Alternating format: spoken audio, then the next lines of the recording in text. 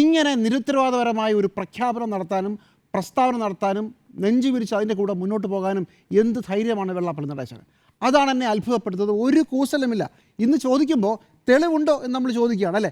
തെളിവുണ്ടോ എന്ന് ചോദിക്കുമ്പോൾ അതൊക്കെ ഞാൻ നിങ്ങളോട് പറയേണ്ട കാര്യമില്ല, അതൊക്കെ എനിക്കറിയാം, എൻ്റെ ബോധ്യത്തിലാണെന്നാണ് പറയുന്നത്. ഒരു മനുഷ്യനെ തീവ്രവാദിയാക്കി ചാപ്പ് കുത്തിയിട്ട് എങ്ങോട്ടാണ് വെള്ളാപ്പള്ളി നടേശൻ പോവുക?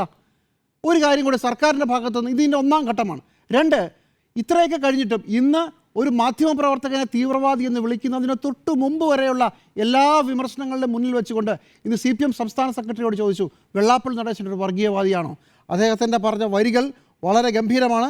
മതനിരപേക്ഷ ജനാധിപത്യ നിലപാടുകളോട് മിക്കവാറും സമയങ്ങളിൽ ക്രിയാത്മകമായി പ്രതികരിക്കുന്ന നേതാവാണ്. അദ്ദേഹത്തിൻ്റെ ഇത്തരം പ്രസ്താവനയോട് ഞങ്ങൾക്ക് യോജിപ്പില്ല. പക്ഷേ ഒരാൾ ഒരു കാര്യം പറഞ്ഞാൽ അയാൾ തീവ്രവാദിയാകുമോ? നിങ്ങളിവിടുത്തെ മാധ്യമപ്രവർത്തകനാണ്,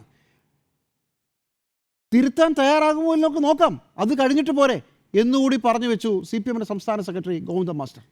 ഇങ്ങനെയാണ് വെള്ളാപ്പള്ളിക്ക് അരികിൽ നിന്ന് വിസിലടിക്കുന്ന ആളുകളുടെ രീതി. ഇപ്പോഴും തള്ളിപ്പറയാൻ തയ്യാറല്ല.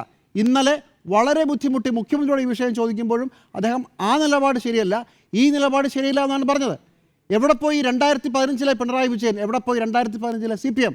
ഇങ്ങനെ ഒരു മനുഷ്യരുമായി ഞങ്ങൾക്കൊരു യാതൊരു ബന്ധവും പാടില്ല, ഞങ്ങൾ അയാളെ പ്രോത്സാഹിപ്പിക്കുന്നില്ല എന്ന് പറഞ്ഞ് ഒഴിവാക്കേണ്ടതല്ലേ?